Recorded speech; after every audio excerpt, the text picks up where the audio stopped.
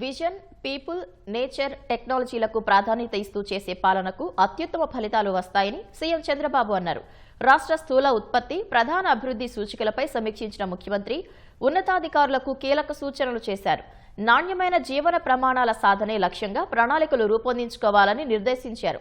కుటుంబాన్ని యూనిట్గా తీసుకుని పథకాలు, కార్యక్రమాలు రూపొందిస్తూ కనీస అవసరాలు తీర్చాలని దిశానిర్దేశం చేశారు.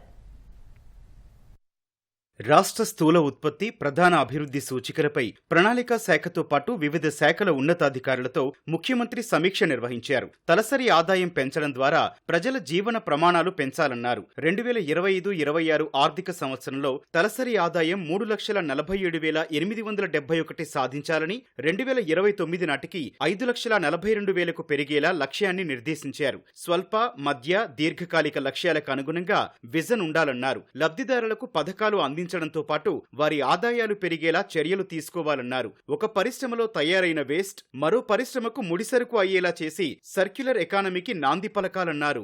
ఉత్పత్తులకు విలువ జోడింపు అనేదే కీలకమన్న సీఎం దాని ద్వారానే రాష్ట్ర స్థూల ఉత్పత్తి గణనీయంగా పెరుగుతుందని తెలిపారు. మైనింగ్, వ్యవసాయ ఉత్పత్తుల్లో జీవీఏ ప్రధానమైన అంశమన్నారు. జీఎస్డీపీ వృద్ధి అయితేనే ప్రజలకు సంక్షేమం, అభివృద్ధి అందించగలమని స్పష్టం చేశారు. ప్రస్తుతం ఉద్యాన పంటల ద్వారా 1,26,098 కోట్లు, ఆక్వా అనుబంధ రంగాల ద్వారా 1,12,000 కోట్ల మేర జీవీఏ జోడించినట్టు అధికారులు సీఎంకు వివరించారు. అత్యధిక తలసరి ఆదాయం కలిగిన రాష్ట్రంగా ఏపీ తయారు కావాలని ఆకాంక్షించారు. Better society, better living standards తీసుకొచ్చేలా ప్రభుత్వ శాఖలు పనిచేయాలన్నారు. గ్రామస్థాయి నుంచి కుటుంబం వారీగా పర్యవేక్షణ జరగాలన్న సీఎం లబ్ధిదారులకు రాష్ట్ర ప్రభుత్వంతో పాటు కేంద్రమిచ్చే నిధులకు సంబంధించిన సమాచారాన్ని క్రోడీకరించాలన్నారు.